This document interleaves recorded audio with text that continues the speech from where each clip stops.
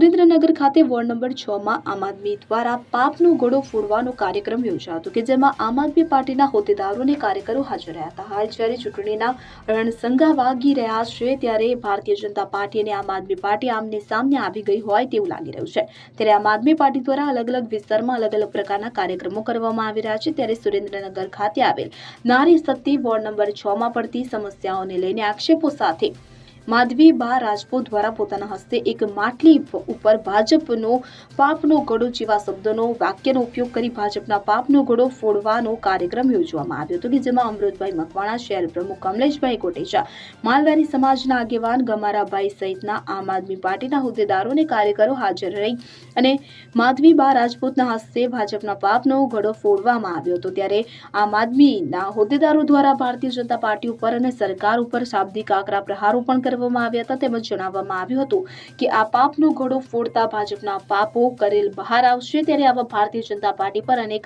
આક્ષેપોનો વરસાદ આમ આદમી પાર્ટી દ્વારા વરસાવવામાં આવ્યો હતો। કલ્પેશ વાડે સાથે સીએન 24 ન્યૂઝ સુરેન્દ્રનગર। હવે જુઓ દેશ દુનિયાની તમામ ખબરો તમારી આંગળીના ટેરવે। ઉઠાવો મોબાઈલ અને ગૂગલ પ્લે સ્ટોર પરથી ડાઉનલોડ કરો અમારી સીએન 24 ન્યૂઝ મોબાઈલ એપ।